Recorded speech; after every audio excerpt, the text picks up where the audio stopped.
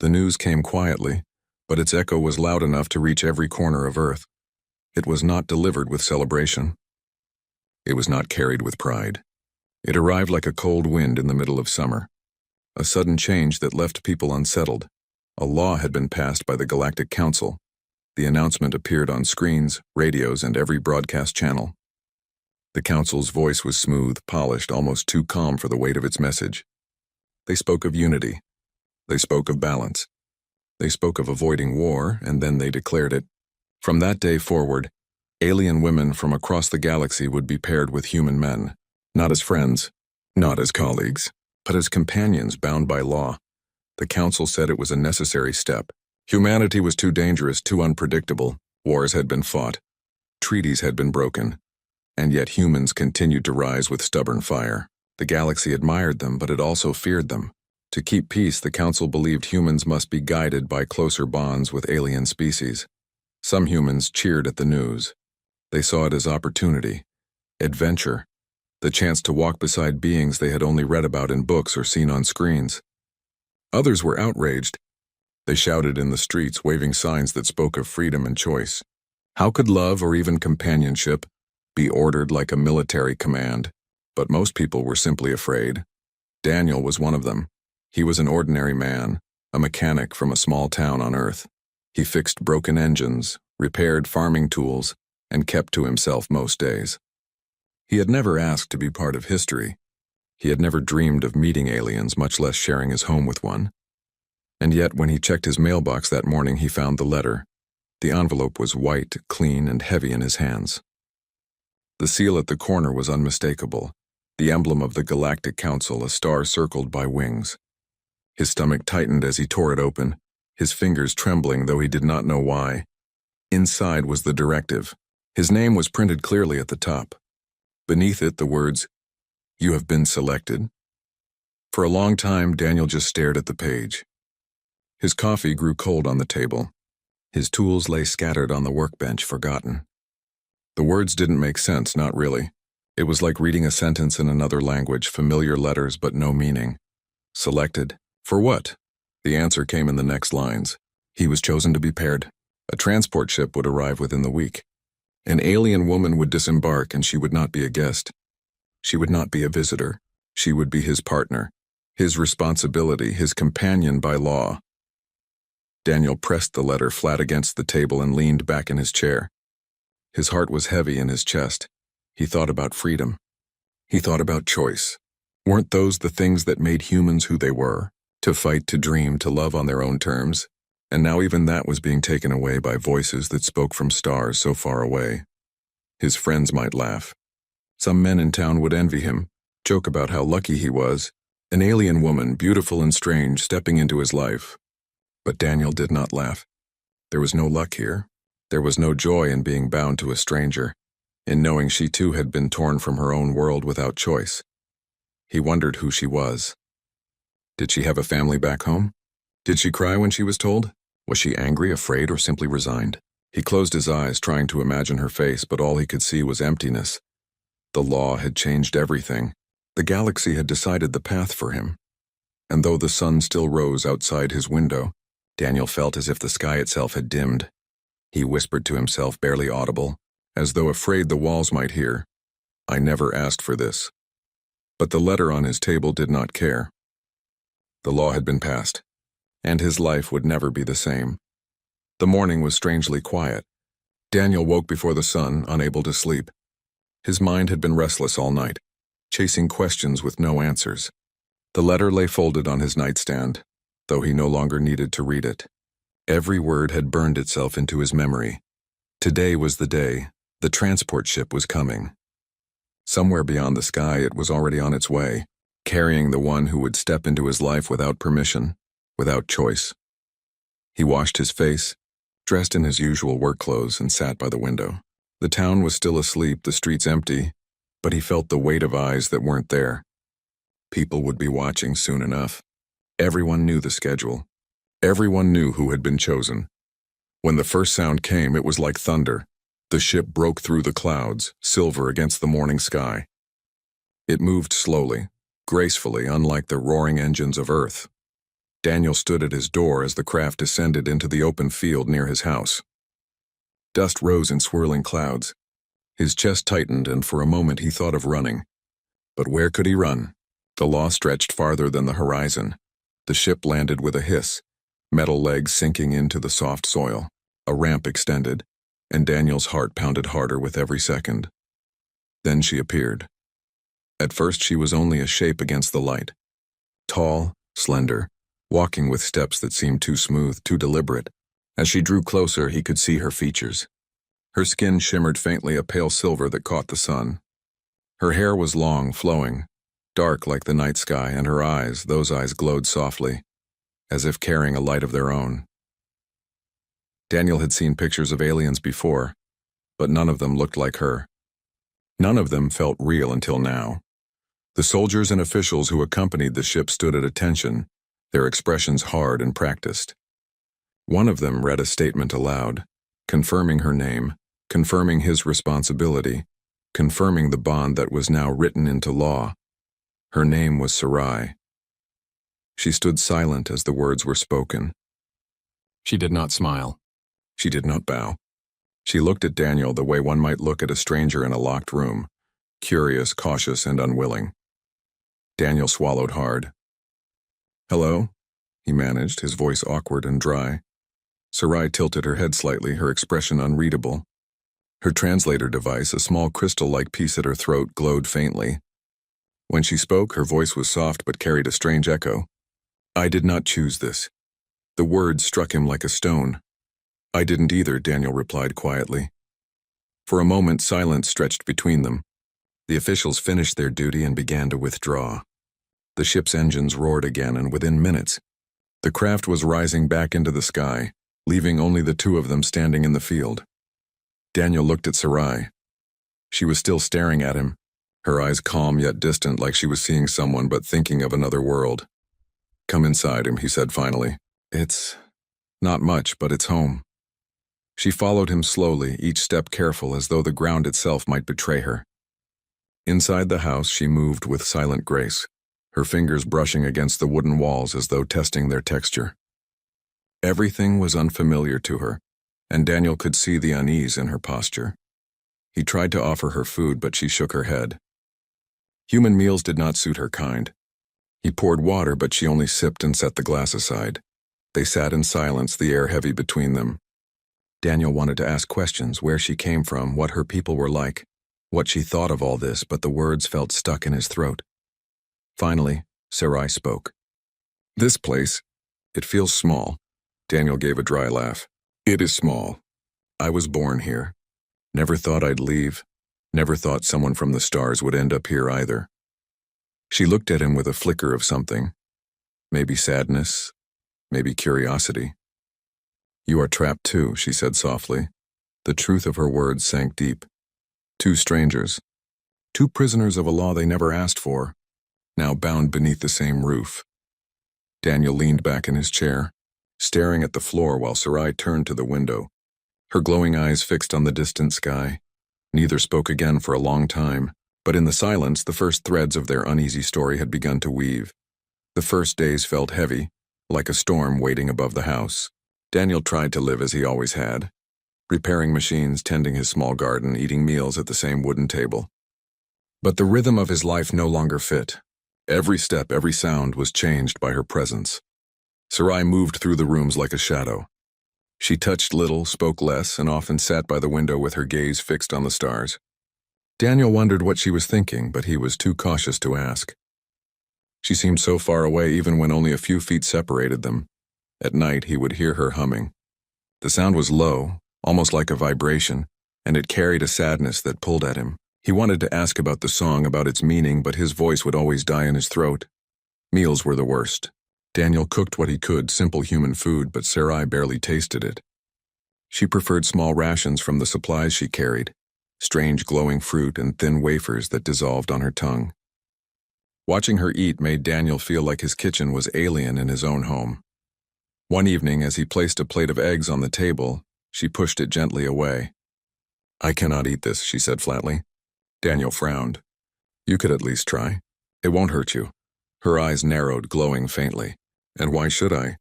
Must I become human because your law demands it? Her words stung more than he expected. He pushed the plate aside and stood up. Fine, don't eat it. I was only trying to help. The first days felt heavy, like a storm waiting above the house. Daniel tried to live as he always had, repairing machines, tending his small garden, eating meals at the same wooden table. But the rhythm of his life no longer fit. Every step, every sound was changed by her presence. Sarai moved through the rooms like a shadow. She touched little, spoke less, and often sat by the window with her gaze fixed on the stars.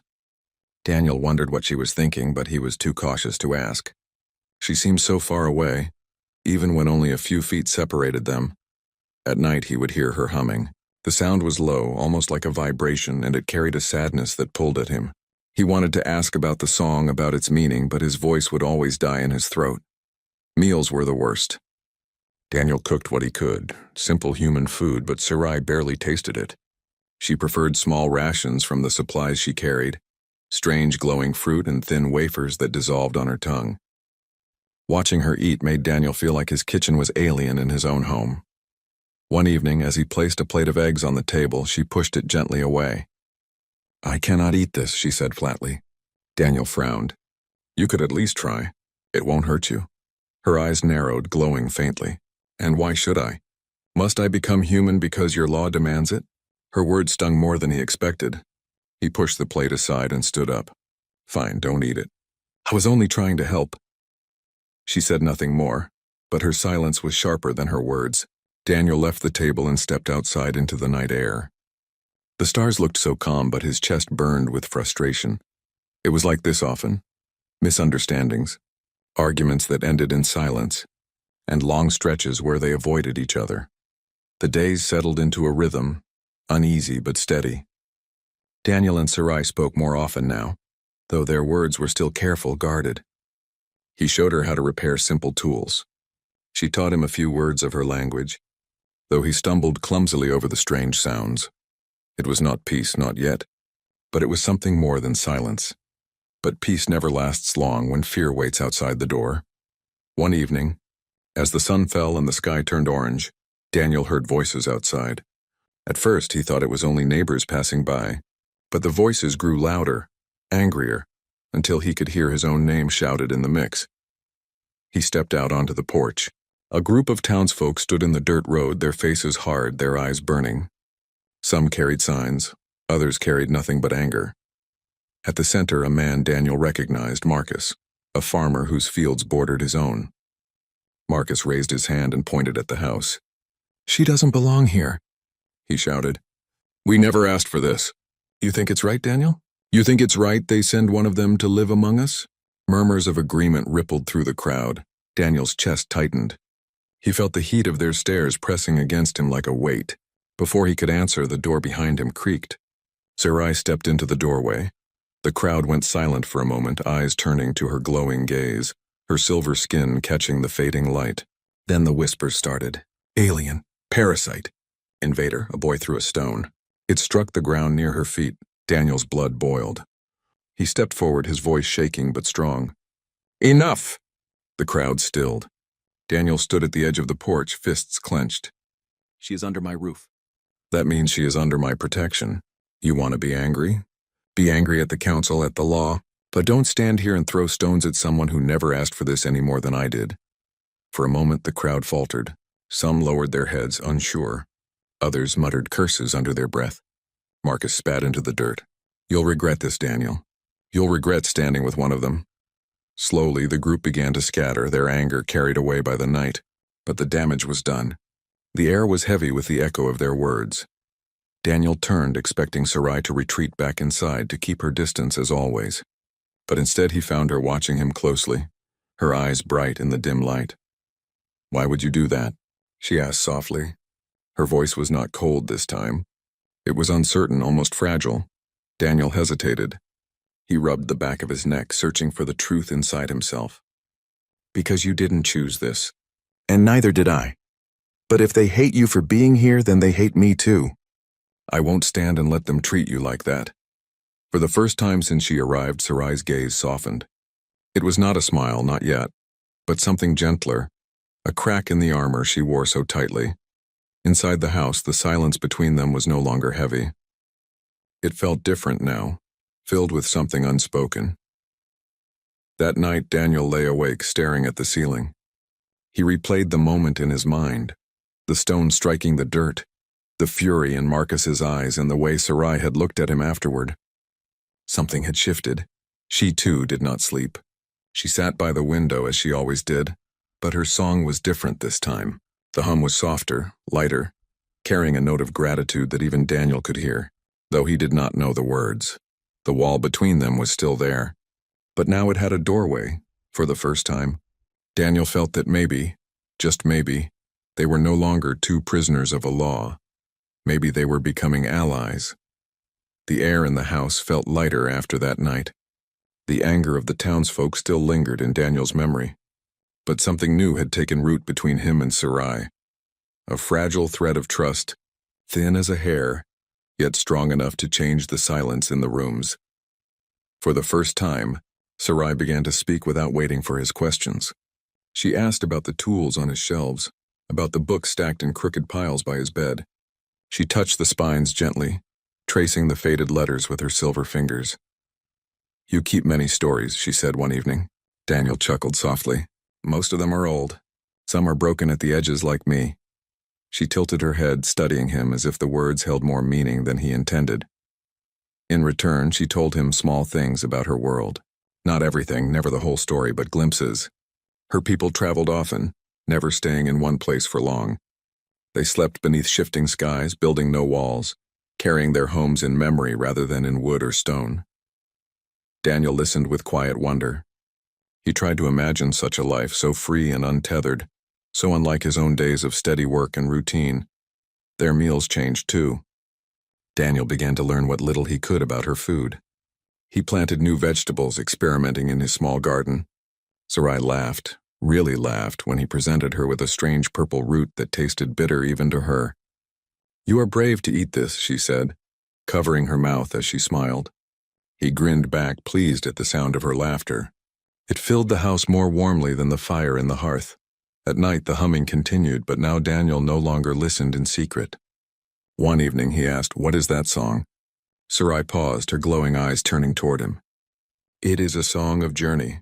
On my world we sing it when we travel far, when we leave behind something we may never see again." Daniel's voice softened. "And you sing it now because—" She looked down at her hands. "Because I left everything." The word struck him deeply. Without thinking, Daniel reached across the table and placed his rough hand over hers. For a moment she froze, surprised, but she did not pull away. That small touch became a turning point. From then on, they began to share little acts of kindness. Daniel fixed the small crystal device she used for translation when it flickered with static. Sarai in turn mended his torn shirt with a stitching technique he had never seen before. She even learned to light the stove without firewood, channeling a soft energy from the crystal at her throat. One afternoon, Daniel taught her how to hold a wrench. She was clumsy at first, her long fingers unused to the weight, but she concentrated with quiet determination. Together, they repaired a broken pump in the field. When the water flowed again, Sarai clapped her hands softly, her eyes glowing brighter than usual. "You fix things," she said. "Not only machines. You fix what is broken." Daniel laughed awkwardly. "I try. Doesn't always work." Her gaze lingered on him, steady and unreadable. Sometimes trying is enough. The words stayed with him long after. Still, not everything was easy. Some nights she withdrew again, staring at the stars as though the sky itself called her name. Daniel respected her silence, but it pained him to see the distance return. Yet slowly, the distance always faded. A shared word, a shared task, a shared smile. The wall was not gone, but it was crumbling piece by piece. One night, as rain tapped gently against the window, Daniel found himself speaking without planning. "You know, when that letter came, I thought my life was over. I thought I was losing my freedom. But maybe I was given something else instead." Sarai turned her glowing eyes toward him. "And what is that?"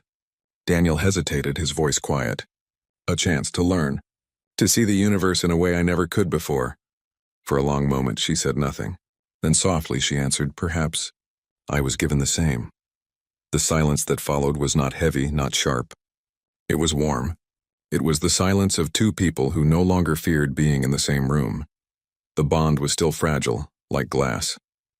But it was real. And in that fragile truth, Daniel felt something he had not felt since the day the law was passed. Hope. The days that followed felt calmer, almost peaceful. Daniel and Sarai no longer walked as strangers. They spoke often now, sometimes about small things, sometimes about dreams neither thought they would ever share. Daniel found himself smiling more, and Sarai's laughter came more freely. The house, once filled with silence, now carried a rhythm of two lives beginning to move together. But peace never lasts long when laws hang heavy over it. One morning, a message arrived on Daniel's old screen. The words were short, direct, and cold. An inspector from the Galactic Council will visit. Prepare your bond for evaluation. Daniel felt the weight of the message settle in his stomach. The council was watching, always watching, and now they would judge whether his life with Sarai was a success or a failure. He told Sarai that evening. She listened without interrupting, her silver hands folded on her lap. When he finished, she lowered her eyes. "I know what they want," she said softly. "What do you mean?" Daniel asked. "They want proof. Proof that we are obedient. Proof that the law works. If I say the wrong thing, if I choose the wrong word, they will take me away and give me to someone else." Her voice trembled on the last sentence. Daniel stared at her, realizing how much she feared being treated like a tool, passed from one hand to another. "They won't take you," Daniel said firmly. "Not while I'm here." But even as he spoke, he wondered if his promise meant anything against the power of the council. The inspector arrived 3 days later. He was not human. His body was tall and insect-like, with sharp limbs that clicked against the wooden floor as he entered the house. His eyes were black, cold, and his voice was smooth but without warmth. "I am here to evaluate your pairing," he announced. "You will answer my questions honestly. Failure to comply may result in reassignment." Daniel sat stiffly at the table while Sarai stood beside him. The inspector's questions came one after another, sharp as knives. "Do you share food?" "Yes," Daniel answered quickly, though he thought of all the meals Sarai had refused in the beginning. "Do you share work?" "Yes," Sarai said this time, her voice steady. She spoke of the tools, the garden, the pump they had fixed together. "Do you share trust?" The question hung in the air. Daniel glanced at Sarai. For a heartbeat, she looked away, then turned back with glowing eyes steady. "Yes," she said firmly. The inspector's gaze moved between them, unblinking. "Do you wish to remain in this bond?" The words froze Daniel's breath. This was the test. This was the trap. If Sarai said no, she would be taken away. If she said yes, the council would believe their law was working exactly as planned. The room felt like it held no air. Daniel wanted to speak, wanted to beg her not to go, but his throat was dry. It was not his choice. It was hers. Sarai stood tall, her silver skin catching the faint light from the window. For a long moment she said nothing. Then slowly she shook her head. "I did not want this bond in the beginning. I did not choose it.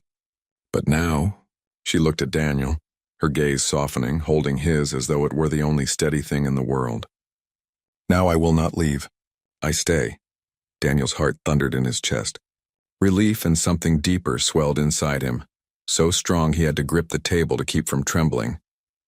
The inspector wrote something on his device, his expression unreadable. "Very well. Your bond is noted as stable." He turned without another word and left the house, his sharp limbs clicking on the floor until the door closed behind him. Silence filled the room. Daniel finally let out the breath he had been holding. He turned to Sarai, his voice low. "You stayed." Sarai's glowing eyes met his. "Yes," she whispered. "Not for the council. Not for their law. For you." The truth of her words filled the room with warmth no law could command. For the first time, Daniel realized their bond was no longer fragile, no longer forced. It was something the council could never plan, never control. It was real. The days after the inspector's visit felt different. The air in the little house was lighter, the silence no longer heavy.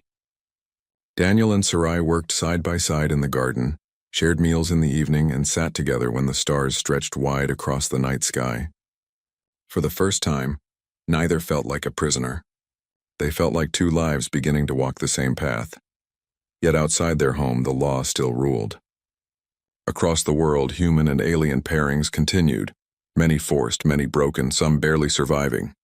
Whispers spread of failed bonds, of violence, of despair. The council called it progress. To the people, it was chains. One evening, Daniel found Sarai standing by the window. The glow from her eyes reflected in the glass, and her silver hands gripped the frame as if she was holding herself still. "You know," she said softly, "they will come again. Another inspector. Another test. They will not stop watching us."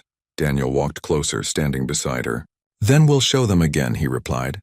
"But what if one day I say the wrong thing?" Her voice cracked. "What if I fail you? What if they take me away?" Daniel reached for her hand. Her metal-like skin was cool, but it trembled against his.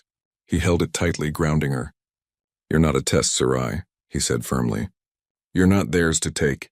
If they try, then I'll fight. Because you're mine, by choice, not by law." Her glowing eyes widened. No one had ever said those words to her before. She felt the weight of them, the truth of them, sink deep into her core. For the first time in her life, she did not feel like property. She felt like a person. That night, under the quiet stars, Sarai spoke words she never thought she could say. "When they forced me into this bond, I hated it. I hated you. I hated myself, but you gave me kindness when I gave you nothing. You shared your food, your tools, your silence. You treated me as if I was not a law, but someone real. Daniel," she hesitated, her voice almost breaking, "I want this bond. Not because they command it. Because I choose it." Daniel felt his throat tighten. He had lived through years of loss, years of loneliness. He had thought the council's law was nothing but cruelty. But here, standing before him, was something no law could ever create. Something human. Something alive. "I choose it too," he whispered. "Every day. As long as we breathe." In that moment, the bond between them changed. It was no longer survival. It was no longer fear. It was love. Simple, fragile, and unbreakable. Weeks passed. The world outside grew louder with rebellion. Humans began to speak out, shouting that love could not be commanded, that bonds could not be built by force. Some aliens joined them, their voices rising, declaring they too wished for choice. One morning, news spread across the channels. The Great Council had called for review of the law. There were protests in the streets, human and alien side by side, demanding freedom to choose. Daniel and Sarai watched the reports together. She leaned against his shoulder, and for once neither felt afraid. "The world was changing. They will ask what we want," Sarai whispered. "Then we'll tell them," Daniel answered. And when the council finally came, when they asked for proof that the law had worked, Daniel and Sarai stood before them, not as prisoners, not as tools, but as two souls bound by their own decision. "We are together," Daniel said, his voice strong, "but not because of your law. We are together because we chose each other. That is something you cannot force and you cannot take away." Sarai stepped forward, her glowing eyes burning with quiet fire. "If you want to understand humans, then understand this. Love cannot be written into law. It is born, it is given, it is shared. It is freedom." The chamber fell silent. For the first time, the council had no answer. And so, in a galaxy where laws tried to control hearts, a single human and a single alien spoke the oldest truth, that love, once chosen, is stronger than any rule, stronger than any chain. Together, hand in hand, they walked out of the chamber, not as subjects of a law, but as proof that humanity's greatest power was not strength, nor weapons, nor rebellion. It was the courage to love freely.